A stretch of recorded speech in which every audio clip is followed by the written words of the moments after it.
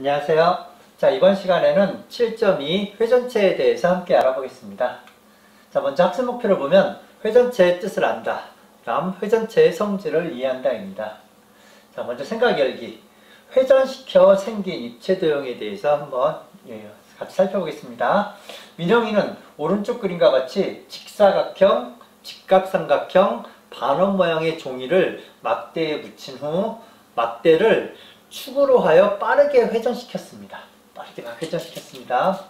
이와 같이 평면 도형을 회전시켰을 때 생기는 입체 도형의 모양을 한번 생각해 봅시다.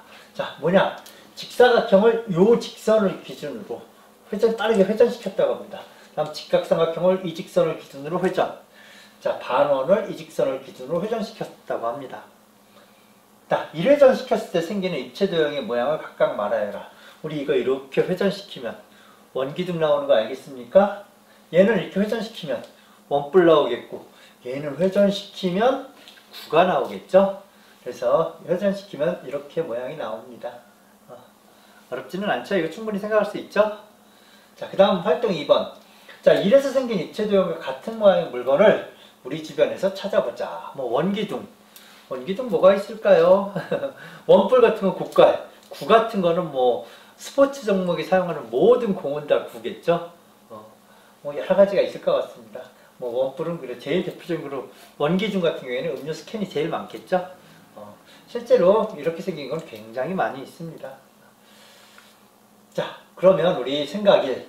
자, 회전시켜서 생기는 입체 도형은 어떤 모양인가요? 자, 회전시켜서 생기는 입체 도형에 대해서 오늘은 공부하는 시간입니다. 자, 우리 생각 열기에서 직사각형,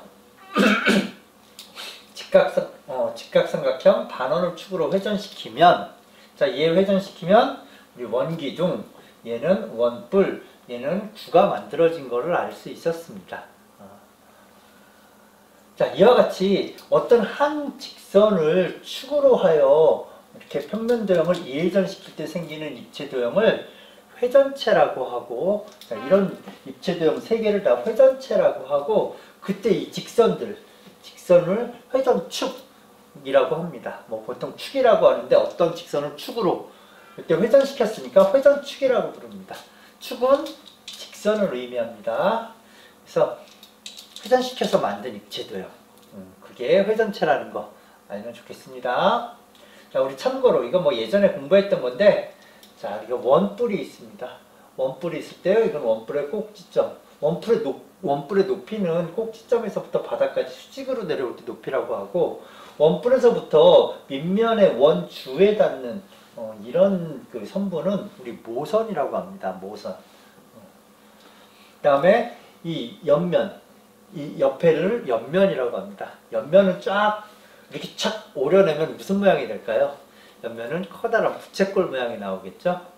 자, 참고로 이거 뭐 예전에 다 공부했던 겁니다.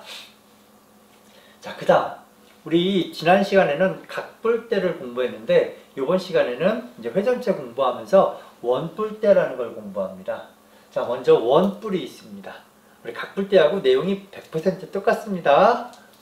뭐냐? 원뿔을 밑면에 평행하도록 잘라야 돼. 이번에도 평행하지 않고 비스듬하게 자르면 안 됩니다. 평행한 평면으로 잘랐을 때 생기는 두 입체 도형인데, 여러분 잘랐을 때 위는 뭐야? 위는 계속 원뿔 되는 거 압니까? 위는 계속 조그마한 원뿔이 됩니다. 그럼 얘는 갖다 버리고, 그러면 잘랐을 때 원뿔이 아래쪽에 남는 그 입체 도형을 원뿔대라고 한다. 이렇게 생겼죠? 요걸 우리 원뿔대라고 합니다. 이럴 때 우리 잘랐을 때 이 잘라서 생기는 요 면도, 요 단면도 우리 밑면이라고 부른다고 했어. 그래서 여기 원뿔대도 밑면이 2개야. 밑에 있는 큰 밑면, 위에 있는 조그마한 밑면. 자, 두 밑면은 생긴 건 똑같이 원인데 크기는 다릅니다. 그 다음 옆면으로 둘러싸인 면을 옆면이라고 하고, 그 다음에 여기서 두 밑면 사이의 수직거리를 이 원뿔대의 높이라고 합니다. 참고로 원뿔대의 전개도는 이렇게 생겼습니다. 이렇게. 이게 가끔 전개도가 생각이 안 나는 경우가 있어. 그러면 이거 원뿔 이렇게 연결하면 우리 원래 원뿔이잖아. 원뿔에서 이렇게 잘라낸 거라고 생각하면 되세요.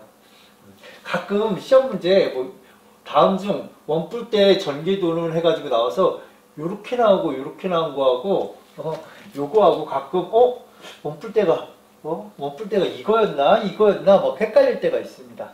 원뿔은 어쨌든 원뿔 때는 원뿔에서 나온 거다.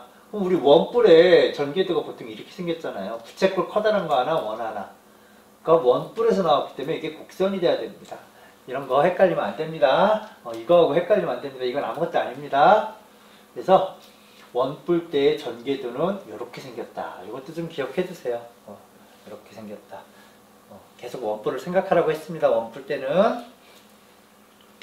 자, 그러면 한 번 더 크게 보면, 정리해 보면 원뿔이 있는데 밑면하고 평행하도록 탁 잘라야 돼. 이게 원뿔 대입니다. 이 모양을 기억하세요. 밑면이 두 개인데 크기가 달라. 두 밑면 사이의 거리가 높이가 되고 이 옆면이 돼. 옆면의 아까 모양은 이렇게 둥그렇게 이렇게 된다고 했습니다. 자, 그럼 다음 그림과 같은 평면도형을 직선 L을 기준으로 이제 회전축으로 하여 1회전 시킬 때 생기는 회전체를 그리세요. 여러분 이거 회전하면 이런 모양이 되겠죠? 이게 이렇게 그래서 이런 모양이 됩니다. 충분히 상상할 수 있죠? 자, 다음. 자, 이것도 회전하면 사실은 뭐 원 기둥에다가 원뿔이 붙은 그런 모양이네요.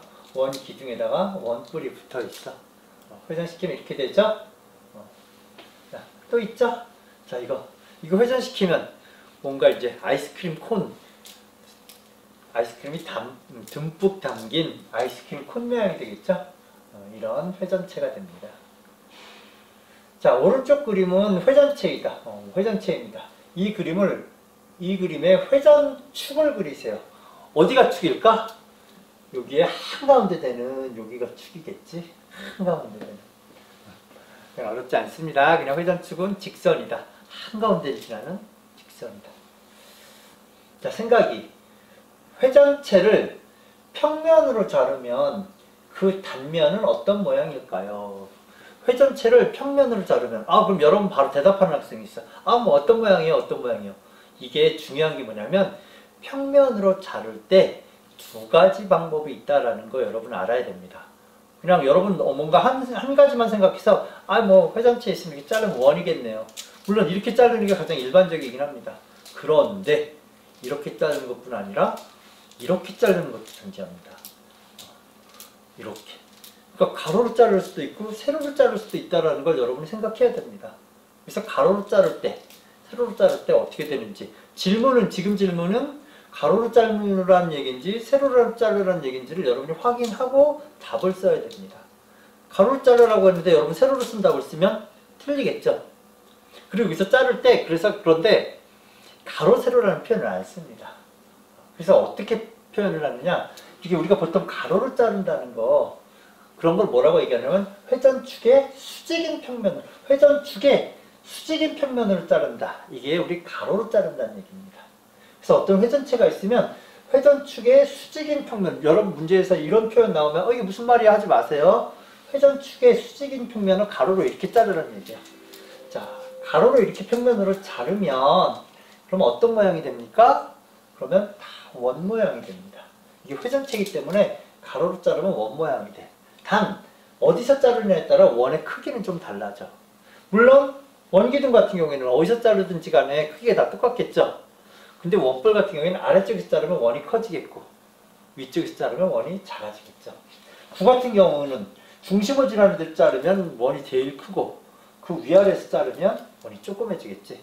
그래서 회전축의 수직인 평면으로 이렇게 자르면 항상 원이 나온다. 여러분 기억했으면 좋겠습니다. 회전축의 수직인 평면 이런 표현을 씁니다. 그 다음에 세로로 자른다는 걸 우리 뭐라고 부르냐면 회전축을 포함하는 평면을 자른다는 걸 세로로 자를 때 이런 표현을 씁니다.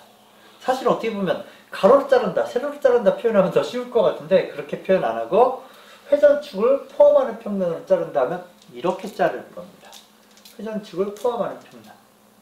그럼 회전축을 포함하는 평면을 자른다고 해보세요. 근데 여러분 이렇게 자르나 이렇게 자르나 회전축을 포함하는 평면을 자르면 생긴 모양이 다 똑같습니다. 신기합니다. 이거 여기 이렇게 자르나 옆으로 자르나 이렇게 자르나 회전축을 포함하는 평면을 자르면 어디서 자르든 간에 이게 회전된 거기 때문에 어디서 자르는 거에 똑같습니다. 그래서 모두 합동인 모양이 나오고 그리고 걔네들 각각이 잘라놓고 보면 선대칭 도형이 돼. 어떤 선을 기준으로 접으면 딱 접히는 걸 여러분 선대칭이라고 하는 거 알죠? 그래서 회전축을 포함하는 평면은 이건 세로로 자른다는 표현이다. 그럴 때 모두 합동이 나오고 어떻게 자르든 이렇게 자르는 건 무조건 다 똑같이 나오고 선대칭 도형이 나온다. 우리 선대칭 도형 한번 볼까요? 평면에서 어떤 한 직선을 따라 이렇게 접었을 때 완전히 접혀지는 도형을 선대칭 도형이라고 합니다. 그 직선을 그리고 대칭축이라고 하고 우리 선대칭 도형 같은 경우에 건물 같은 것도 있고 그렇습니다. 선생님 한번 자료를 가져와 봤는데 자 이런 것도 선대칭 도형이겠죠. 선생님 좀 예쁜 그림이라 빠져보겠습니다. 예. 잠깐 들어가 보면 여기 요걸 기준으로 접으면 접히겠죠. 선대칭 도형입니다. 자 요거 같은 경우에는 또 뭐가 있어? 요거 같은 경우에는 이렇게 수면을 따라서 이렇게 보면 이게 반사되기 때문에 이게 선대칭 도형이 됩니다. 또 여기도 보면 잘 보면 가운데 어딘가를 딱 접으면 이게 완전 선대칭 도형으로 건물을 접겠죠. 자 이렇게 예쁜 그림 같은 거 선생님이 좀 가져와 봤습니다. 자 우리 회전체의 성질 이제 마무리해 봅시다. 1. 회전체를 회전축의 수직인 평면으로 자르면 그 단면의 경계는 항상 원이 된다. 원이 됩니다. 여기서 이런 표현을 썼죠. 그 단면의 경계가 원이 된다고. 원이라는 건 사실 이렇게 원주만 있는 겁니다. 그 안에까지 꽉 찬 건 디스크라고 하는데 우리 수학에서는 어쨌든 원을 주로 사용하니까 그 단면의 경계라는 표현을 썼습니다. 그 다음 2번. 회전체를 회전축을 포함하는 평면으로 세로로 잘랐다는 얘기야. 잘라서 생긴 단면은 모두 합동이고 각 단면은 회전축을 대칭축으로 하는 선대칭 도형이 된다. 그러니까 회전축에 수직으로 자르느냐 회전축을 포함하게 자르느냐가 무슨 말인지 여러분 알았으면 좋겠습니다. 자 문제 3번 구를 한 평면으로 자를 때 공 생기는 단면의 이름을 말하고 이거 구는 여러분 어떻게 그냥 눈 감고 잘라도 다 원 나오는 거 압니까? 비스듬히 잘라도 심지어는 원 나오잖아. 단면의 이름을 말하고 당연히 원이겠고 그 단면의 넓이를 가장 크게 하려면 가장 크게 자르려면 구를 어떻게? 우리 원 같은 경우에는 뭐 지름을 지난다라고 하는데 구는 구의 중심을 지난다 이런 표현을 쓰면 될 것 같습니다. 구의 중심을 지나는 평면을 자르면 가장 크게 나온다. 자 우리 이제 좀 생각을 나누는 의사소통 한번 봅시다. 오른쪽 그림과 같은 원뿔 때는 어떤 평면 도형을 회전시킬 때 생기는 회전축과 그 도형을 한번 그려보라. 여러분 뭐 반싹둑 자르면 이렇게 생긴 모양 가장 대표적으로 사실 이걸 생각할 수 있겠죠? 근데 답이 이거 하나만은 아닙니다. 사실은 여기에 똑같이 이렇게 되는 걸 얘를 회전시켜도 똑같이 나오긴 하죠. 우리 그래서 답이 다 됩니다. 그 다음에 여기가 넘지만 않게 이거를 넘지만 않게 비스듬히 여기가 뭔가 잘려 있어서 회전시켜도 축은 그대로 있고 여기는 좀 빈약하더라도 이거 하나만 확실하고 회전시키면 아까 그 그림이 나옵니다. 뭐 이렇게 되건 뭐가 좀 비스듬히 이렇게 잘리던 간에 얘네들 모두 다 이 회전축을 기준으로 회전시키면 같은 모양의 회전체가 나옵니다. 자, 우리 그러면 이번 시간에 공부했던 거 잠깐 정리하고 끝냅시다. 자, 원기둥은 우리 직사각형을 회전시키면 원기둥이 나왔다. 원뿔은 직각삼각형을 회전시키면 원뿔이 나왔고, 자, 구는 반원을 회전시키면 구가 나왔다. 반원을 회전시키면 구가 됐습니다. 자, 오늘 회전체에 대해서 공부했는데, 자, 공부하느라고 수고 많았습니다.